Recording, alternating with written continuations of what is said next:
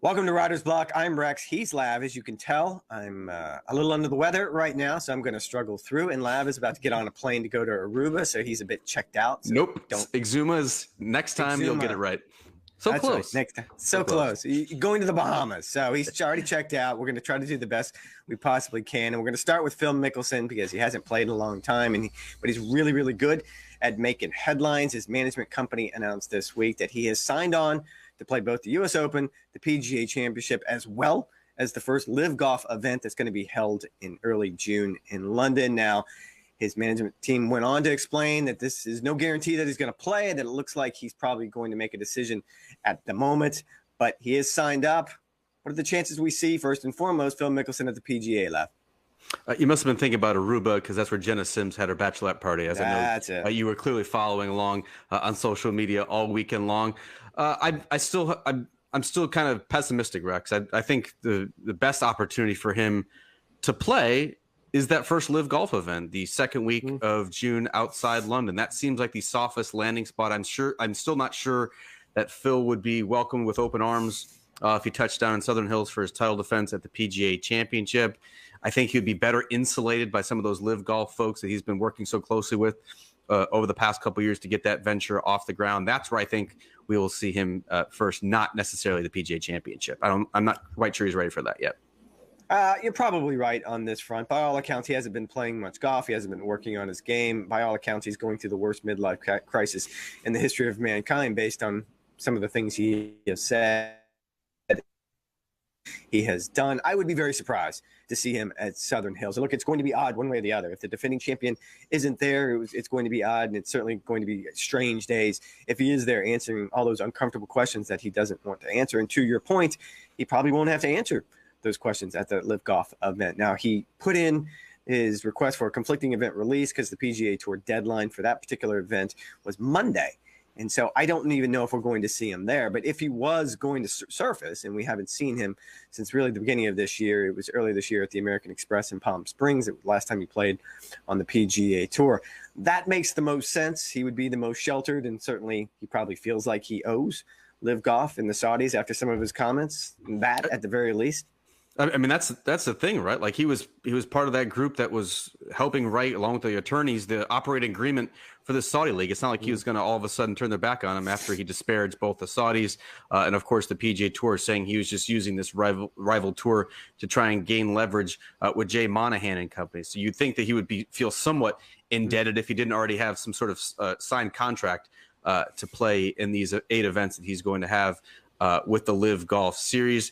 I just think that's a better landing spot for him. $120,000 guaranteed payday, in addition to whatever other signing bonuses or appearance fees that the LIV Golf folks might have engendered for these 48 player field. That being said, in those comments he made to the Fire Pit Collective earlier this year, that were published earlier this year, he burned down both houses. He burned down LIV Golf. He burned down the PGA Tour. So I wouldn't be surprised if we don't see him either at the LIV Golf event or the PGA Championship. The apology tour has to start somewhere.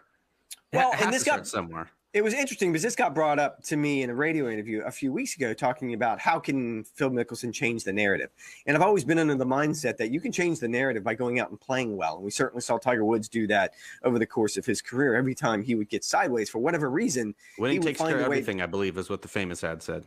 Yes, winning takes care of everything. In this particular case, though, at 50-plus years old, I don't know how much he ain't going to win. And so I don't know if Phil Mickelson has that particular runway ahead of him, because I don't know how competitive he can be, even with the LIV Golf folks, let alone on the PGA Tour. I just don't. Again, he's defending champion at the PGA Championship. I'll be shocked if we see him there. We're going to transition to this week's event. It is the Mexico Open. The biggest name in that field is Jon Rahm. And what do we need to see out of Jon Rahm this week? Not just the biggest name, Rex. I think the only big name that's teeing up in Mexico this week. 32 world ranking points are going to the winner this week. That's essentially that's the lowest of a opposite field event field. On the PGA Tour schedule. I mean, it's a really rough field. So it would be shocking if Jon Rahm could not contend against the players that he's going to be teeing up against. And look, it has been kind of a strange season for him. He's second on the PGA Tour in strokes gained tee to green. That means he's playing well throughout the bag. We've kind of discussed on Writer's Block and on the pod kind of his issues that he's had on and around the greens, but he's striking the ball incredibly well. Some of the best ball striking he's had in his career. And yet in the three biggest tournaments to date, the Genesis Invitational, Riviera, Players Championship, and of course the Masters, he has not finished inside the top 20, which is shocking for a player who is seemingly always in contention and always in the mix at some of the biggest events. He needs to get right at some point, and this is about as good of a place as you can possibly hope for against this field. No, I agree with you. I don't need to necessarily see him win because winning on the PGA Tour is not easy, and I never want to discount that. But I do need to see him contend. I need to see him put his name up on the leaderboard on Sunday afternoon and at least have a chance. If you look at his record so far this year, he did nothing. He has done nothing since the West Coast. He had a couple of decent starts. I think he finished runner-up in Maui, had a decent week at Torrey Pines. But since then, he's really been a non-factor. And that is shocking when you consider that his hallmark as he made his climb to world number one was consistency week in and week out. He at least gave himself a chance every single week. And we're not seeing that out of Jon Rahm. And it's hard to pinpoint exactly what part of his game I would look at. I mean, putting seems to be the obvious choice here. When you look at statistically strokes gained putting, he is struggling. And I'll challenge you to next time you see him to ask him because he loves to answer that question. We all know how much he loves talking.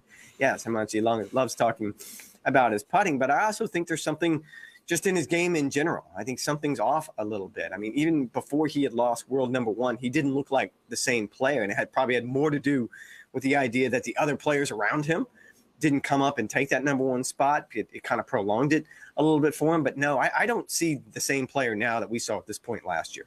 I mean, it's shocking to think that he's the number 2 ranked player in the world, and he has not won in about 10 months since that U.S. Open victory at Torrey Pines. Now, you think about what could the summer have been, right? Had he been able to close out the Memorial, had he then won the U.S. Open, of course, had he been able to play at the Olympics, did that kind of carry over into the playoffs? And look, he was really burned out by the time we got to the end of the Ryder Cup. He was the best player on the golf course at the Ryder Cup on either side, the U.S. side or the European side, and just ran out of gas. He had a couple of months to reset. As you mentioned, started off really well at the beginning of the year. It seems like he's either putting so much emphasis and working on his putting and his short game so much it's kind of taking away from just the ability to go out and score. He's always been such a natural player, such a feel player, that he seems a little bit too, I guess, mechanical when it comes to that aspect of the game.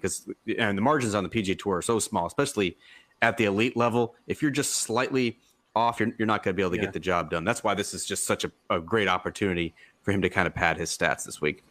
No, I agree. Haley says move on. Since you and I talked, since we did Writer's Block on Sunday night, I was in New Orleans. You were there at your home desk.